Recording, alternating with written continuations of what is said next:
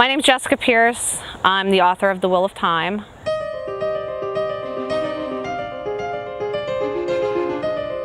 Alongside my mom, Debbie Barron, who is the ghostwriter. She came to me 9 years ago with an idea about writing a book for upper middle grade and young adults. Together, over the 9 years, we have come up with an awesome book that I am sure all of you are going to love to read and see. 2 years ago, we decided to start self-publishing, but before we could self-publish, we needed to have a cover. Instead of just having an animated cover drawn up by a graphic artist, we decided to use real people. Instead of using photos of anybody online, I decided to ask a few students of mine to partake in a cover. The book cover then became an epic journey, kind of like the two characters, Will and Maddie, in the book, and has evolved into a 2-year process of not only the two main characters, but also Fink,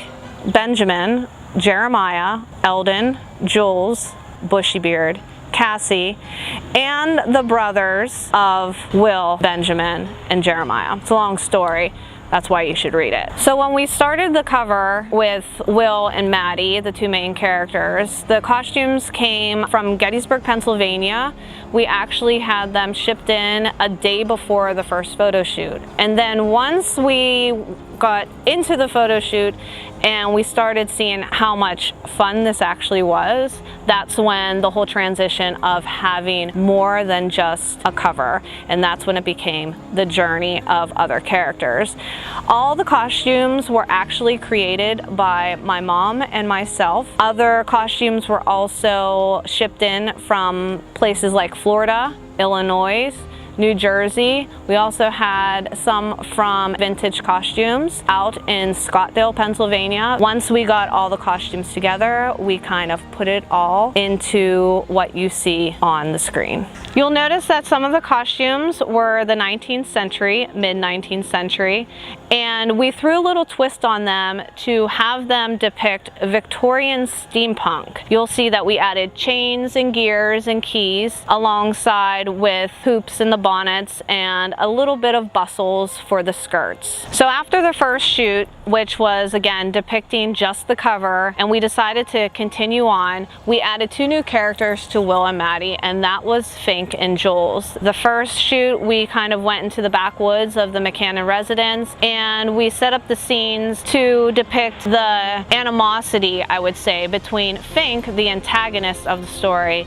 and Will, the protagonist of the story, and then his sister Maddie, who held the key, and that would be the necklace and the camera. So after the second photo shoot, we went to West Overton Village in Scottsdale, Pennsylvania, and at that time we added 2 new characters. From the very beginning, we had Will, we had Maddie, then we added Fink and Jules, and now we're adding Eldon and Benjamin. After that photo shoot, we moved into Braddock's Trail Park in North Huntington, Pennsylvania, and we added another character, and that character's name was Jeremiah. When we shot there, that was towards the end of the book, which is the climatic part of the story. But after that, we went straight to Round Hill Park, where we added another 3 characters, and these were the little ones. We had a younger Will, a younger Benjamin, and a younger Jeremiah. After that photo shoot, we had 2 more at Round Hill Park, where we just had to kind of fill in the gaps of what we were missing, and we added another 2 characters, Bushybeard and Cassie. Bushybeard is a Confederate soldier, and Cassie is a friend of Maddie's.